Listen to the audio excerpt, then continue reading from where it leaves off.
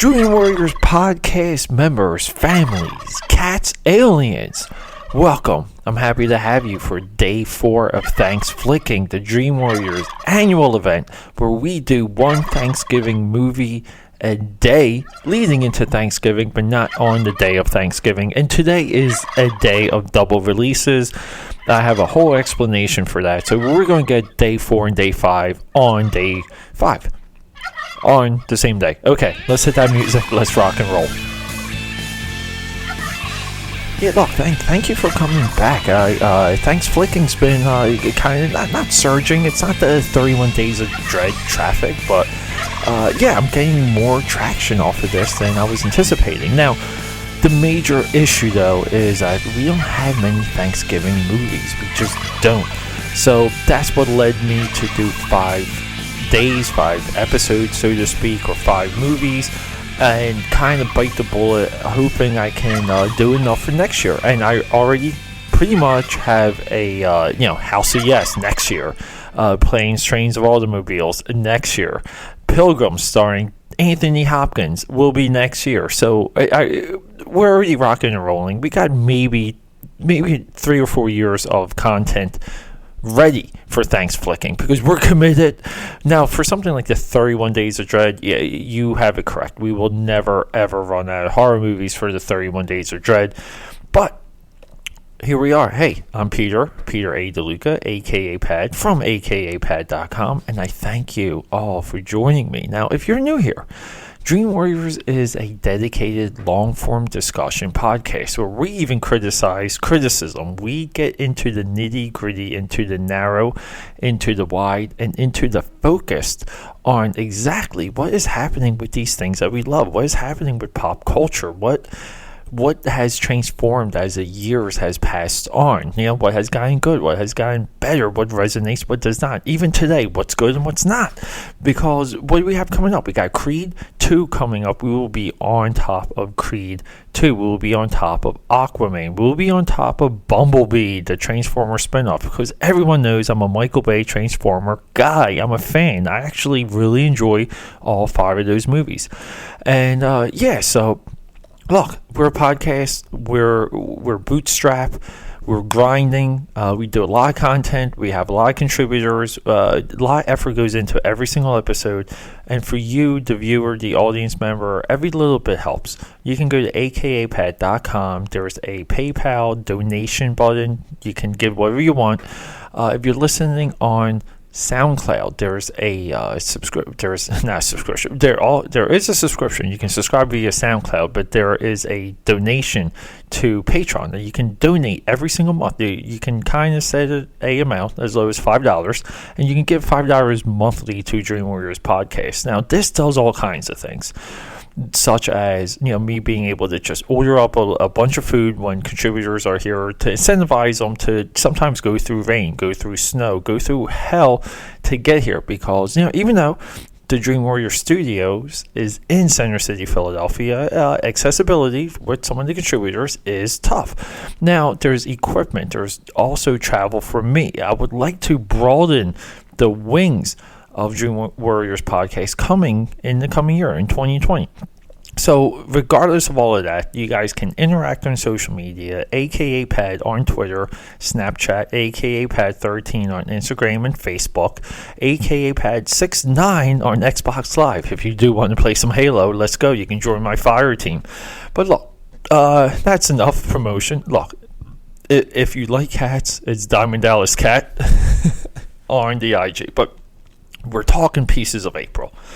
Okay, this movie was tough to watch. I was expecting a fun, dated 90s independent comedy, and I got exactly that. Holy crap, is this movie dated. It took me out of it a little.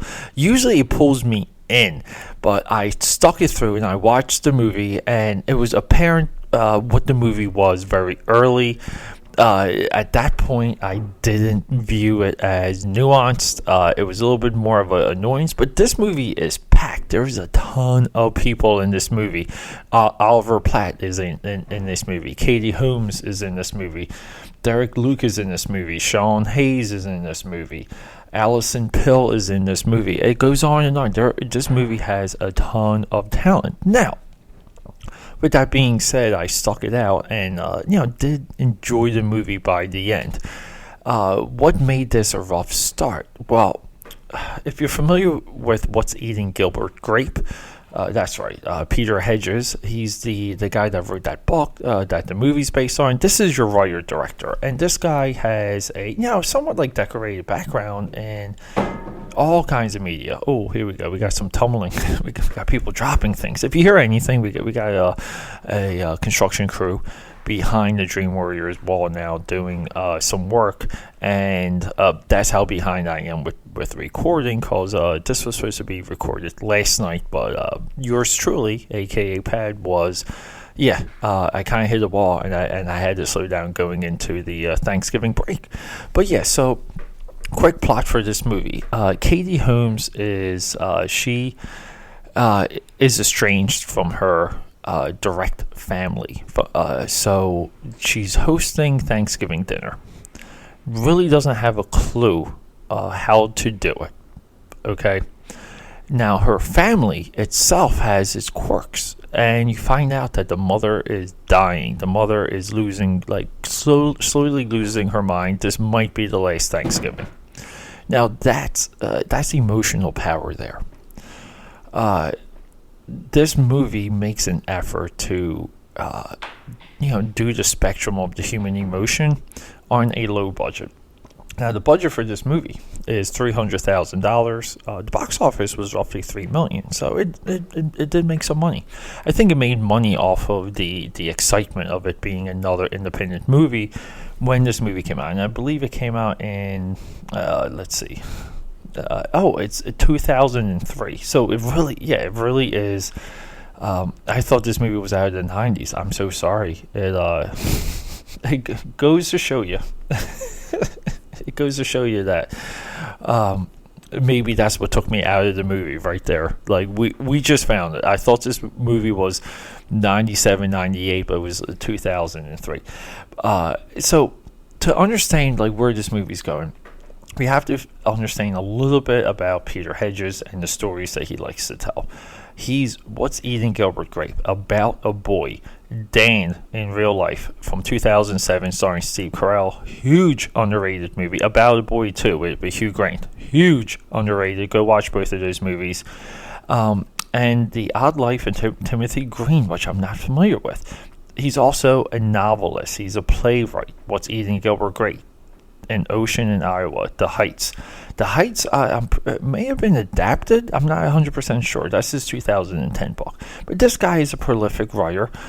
He dabbled in everything, but he does these narrow human stories. He does the not stories so much of the human condition, but he seems to focus on stories of the inertia of the membrane of the almost this cellular activity of our lives, and then all of a sudden we don't know these people anymore. We all know these people that we grew up around. We all know these people who are our family members.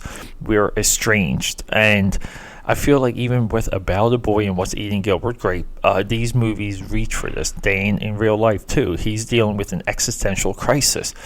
I believe, this is a subject matter that is close to him, probably because these are semi-biographical moments. Now, the one thing I liked about this movie, it's a lot like Rent. It felt like it was a lower budgeted, targeted version of Rent.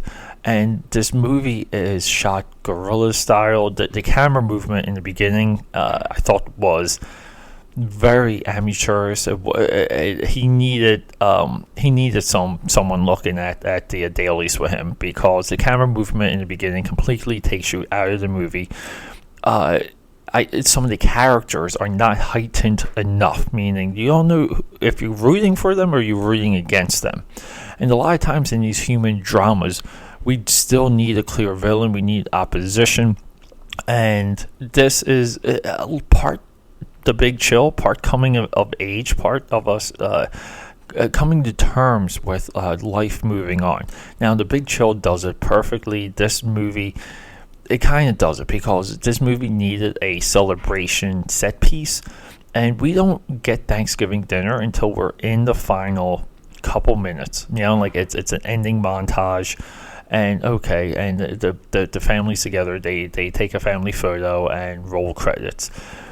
This movie was amazingly predictable, but what I did like about it, a lot of it too was a boiled down version of our next movie, Dutch, and Dutch's two-headed dragon, planes, trains, and automobiles, where characters are trying to reach a destination, and every single point of that destination is an obstacle. And it's I kind of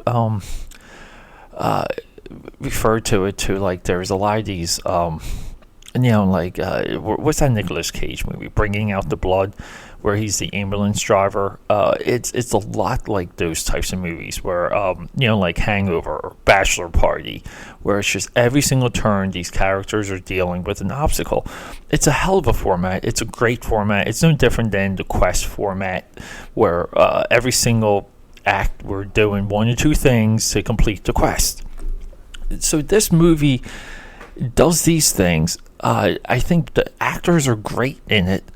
It's a simple plot. I think everyone is solid, and that's what carries this movie.